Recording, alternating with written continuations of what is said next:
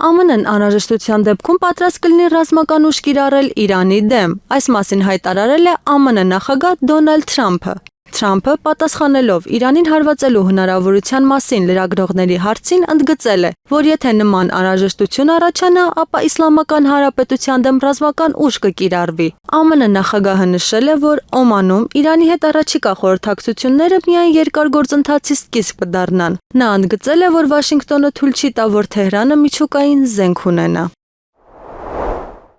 ԱՄՆ նախագահ Դոնալդ Թրամփը մասամբ կասեցրել է նախկինում սահմանված առևտրային մաքսատուրքերը առանց իր թիմի անդամներին նախազգուշացնելու, քանի որ նրանց հրապարակային հայտարարությունները տարբերվում են այն ամենից, ինչ ինքը պետության ղեկավարը հետագայում ասել է։ Այս մասին գրում է New York Times-ը։ Ինչպես նշվում է հոդվածում, մինչ Սպիտակ տունը փորձում էր համոզել լրագրողներին, որ դա լավ մտածված որոշում է եւ ռազմավարության մաս, ինքը Թրամփը դա անվանել է բնազդային քայլ։ Այս որոշումը զարմացրել է վարչակազմին, որոշ խորհրդականներ դեռ չգիտեն մաքսատուրքերը դադարեցվել են բանակցությունների համար, թե դա ընդամենը ժամանակավոր զիջում է շուկայի ճնշման ֆոնին։ Ըստ պարբերականի, խորհրդականները մասնավոր կերպով ընդունում են, որ պատճառը շուկայական խուճապն է, չնայած դադարը որպես կանխամտածված քայլ ներկայացնելու փորձերին պարզ է, որ նույնիսկ Թրամփի մերձավոր շրջապատը տեղյակ չէր նրա սակագնային քաղաքականության շրջադարձի մասին, կարծում են լրագրողները։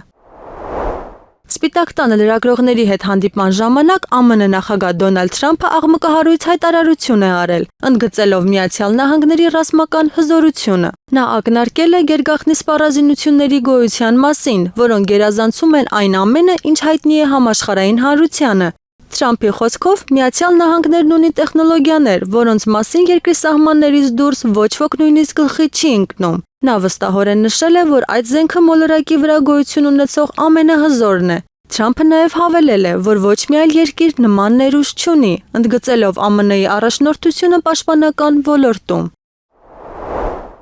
Ամերիկացի լրագրող Թաքեր Կարլսոնը կարծիք է հայտնել, որ Միացյալ Նահանգները պարտվել է Ռուսաստանին Ուկրաինայի հակամարտության ֆոնին։ Նրա խոսքով Վաշինգտոնը գերագնահատել է սեփական հնարավորությունները եւ պատրաստ չէ ընդունել այդ ձախողումը։ Նա հայտարարել է, որ հակամարտությունը փաստացի վարում էին ոչ թե ուկրաինացիները, այլ ամերիկյան կառույցները, Պենտագոնը, Պետդեպարտամենտը եւ Կենտրոնական հետախուզության վարչությունը, որոնք ղեկավարում էին Ռուսաստանի դեմ գործընթացը։ Ուկրաինան, Կարլսոնի խոսքով, երբեք առաջնահերթություն չի եղել Վաշինգտոնի համար եւ արդյունքում երկիրը կործանվել է։ Կարլսոնը զուգահեռ է անցկացրել ԱՄՆ արտաքին քաղաքականության եւ տարեց տղամարդու վարքագծի միջև, որը չի գիտակցում, որ կորցրել է ազդեցությունն ու գրավչությունը։ Նա դա անվանել է ազգային հպարտության դրսևորում եւ նախազգուշացրել, որ նման ինքնավստահությունը կարող է հանգեցնել տերության անկման։ Իրանի հետ քննարկվող կարևոր նախագծերից մեկը Հայաստանը շրջանցող եւ Իրանի միջոցով Ադրբեջանի եւ Նախիջևանի կապն ապահովող երկաթուղային հաղորդակցության ստեղծումն է։ Այս մասին հայտարարել է Ադրբեջանի նախագահ Իլհամ Ալիևը։ Ճանապարհի շինարարությունն արդեն սկսվել է։ Ներկայումս կառուցվել է կամուրջ։ Ինչ վերաբերում է երկաթուղուն, ապա դրա կառուցման համար անհրաժեշտ է Իրանի եւ Ադրբեջանի համաձայնությունը, քանի որ Հայաստանը շարունակում է արգելափակել մեր մուտքը դեպի Նախիջևան։ Մենք չենք կարող պարզապես նստել եւ սպասել, որոշել են կառուցել շրջանցիկ ճանապարհ, իսկ Հայաստանը տարածաշրջանում կշարունակի մնալ որպես փակուղի, ասել է Ալիևը։